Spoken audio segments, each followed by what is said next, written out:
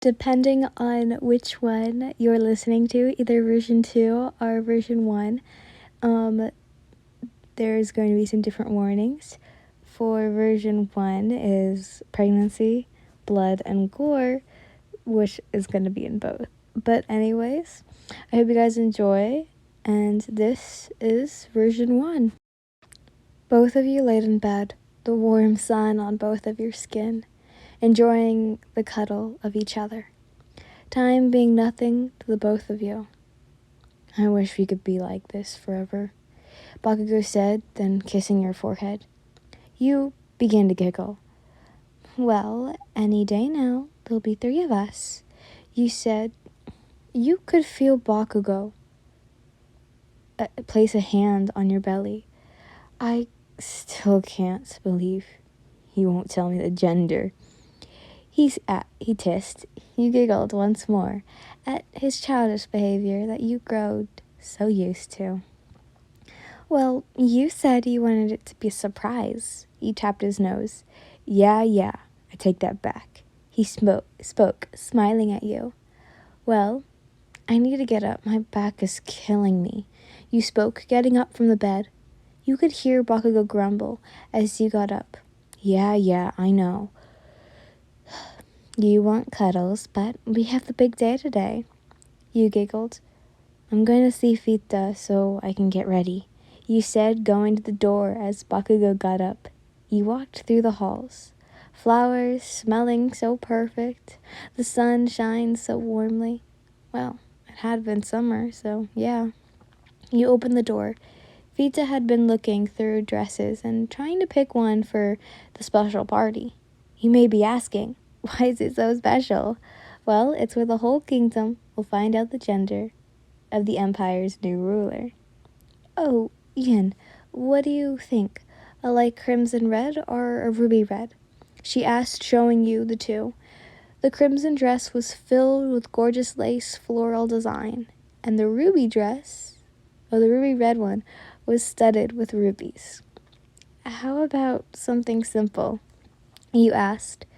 She looked shocked by you asking for something simple. Of course, you're the empress, but still, simple on something so special? But what would they think of you? She asked, worried. You giggled. Oh, Vita, I'm pregnant, and my back hurts, my belly hurts, well, almost everything hurts. I don't want to be sitting there for 8 hours in a dress that is heavy. See, I want something, gorgeous, but simple. I can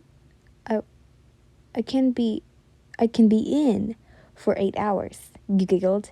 She nodded and went to go find something for you to wear. You sat down looking at the still rising sun. She came out with 3 dresses. You guys can pick which dress, but for plot reasons, it's gonna be the middle one. The gold lace seemed to sparkle. You clasped your hands. Oh, that is lovely. She put the other 2 down, making her way to you and helping you put it on. It had been so long since you had worn a cold color. The dragons had preferred warm colors. So, once it was on you, the gold lace seemingly glowed thanks to your magic. But the blue lace flowers was for surely glowing. I think it's perfect. You smiled at her. Well, I'm glad we found something. I was just worried about the people helping His Majesty. Fita giggled. I don't think he'll have to worry. He was in a good mood this morning, and something wonderful will happen tonight. You twirled. Then you stopped in your tracks. Fita realized, put the items down she had picked up. Yin, are you all right? She ran over as he placed a hand on your belly.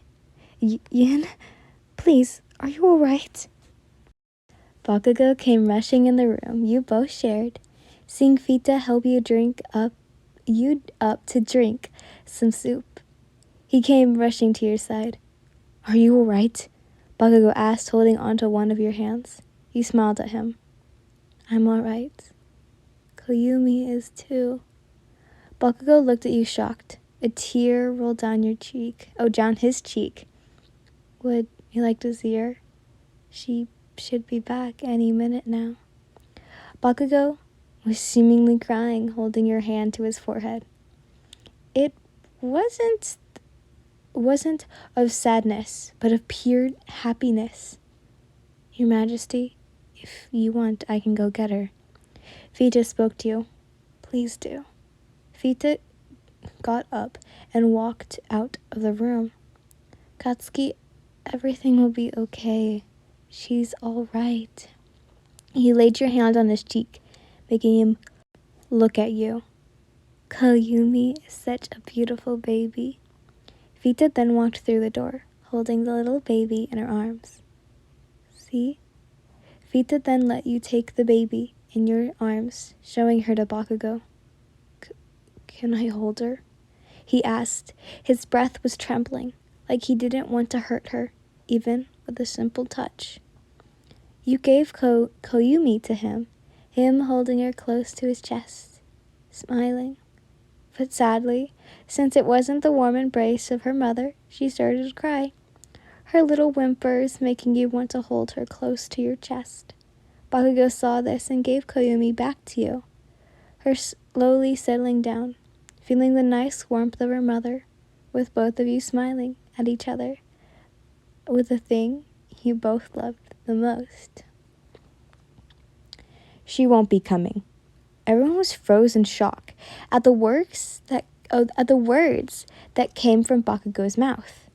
But no one cares about the boring party, so you had been in the shared room rocking Koyumi to sleep, the moonlight shining on her. Her breathing became music to your ears.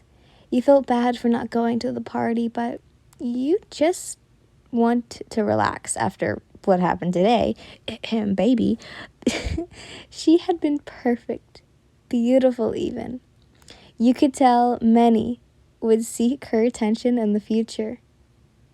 Vita, how are the guests? You asked as she made her way into the room. They were in quite the shock. She giggled. You giggled as well. And I bet Bakugo is surely mad that I'm not there. As you placed Koyumi down and kissed her forehead. Vita, you can leave now. I'll be fine. You spoke as you walked over to the bed. Her leaving the room. You turned off the lights and lay in bed, closing your eyes. And after maybe a few hours, you could hear the door open and the grumbling Bakugo. Are you asleep yet? He asked as he sat on his side of the bed. Yes. You spoke as he laughed lightly, cuddling you after the long day. I can't wait to see you again, he spoke. I couldn't wait to see you again, he spoke, kissing your forehead. Koyumi is asleep as well. Went down so quickly, you giggled, wrapping your hands around him. Both of you fell asleep, feeling the warm embrace of each other, and it felt so relaxing. But as you slept, the door opened to the two of yours bedroom.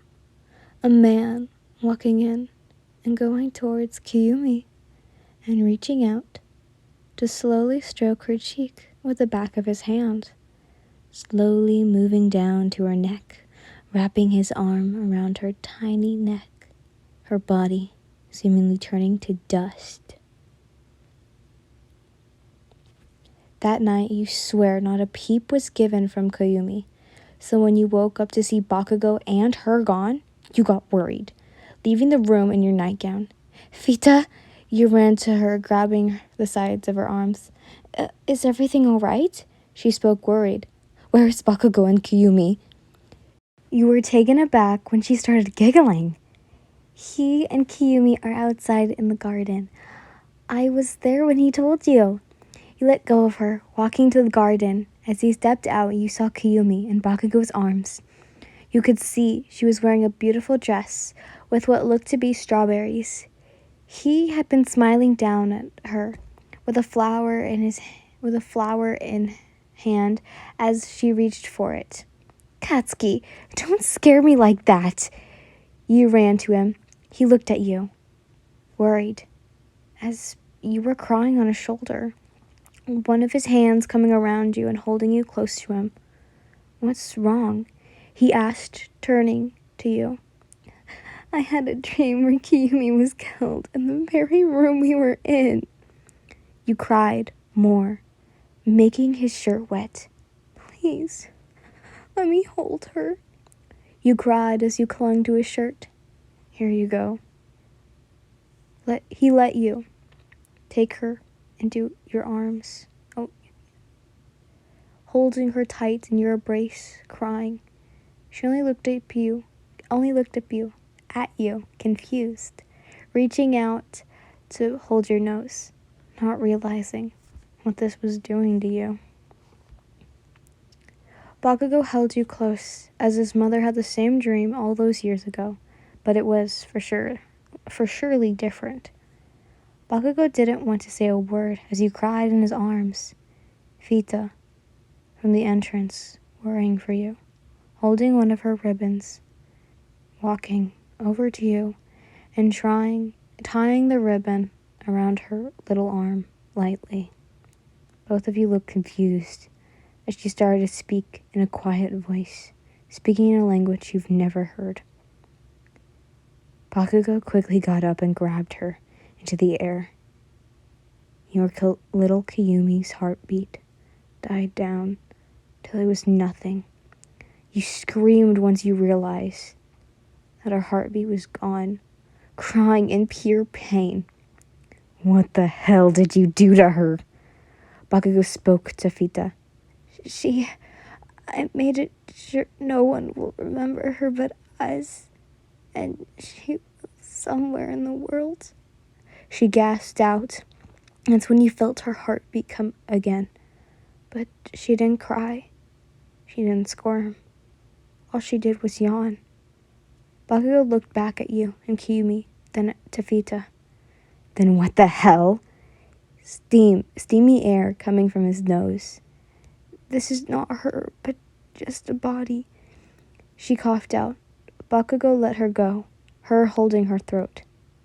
Vita, you are to find our daughter. If not, you'll be killed.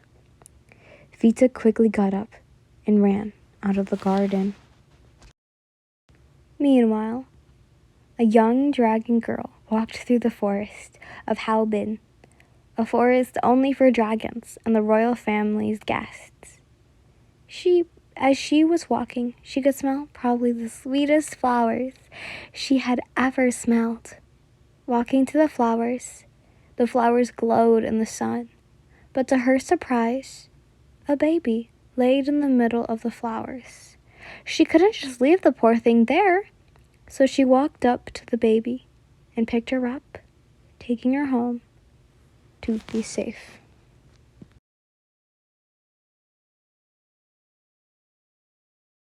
Hello everyone, by the time this is out, it is my birthday, so happy birthday to me. And, well, I'm sorry that you guys had to wait for so long. I have been awfully sick, and I have been wanting to get better and not have a sore throat, because I did have a sore throat for some time. But I'm back, guys, no worries. Oh, and by the way, I do plan on doing series from now on after my one-shots of My Hero Academia are all done, because I'm having a hard time finding more one-shots that are long enough. So I'll be holy moly, I'll be looking at series and uploading series instead of just one-shots. So anyways, yeah, but I hope you guys enjoyed. Bye, lovelies!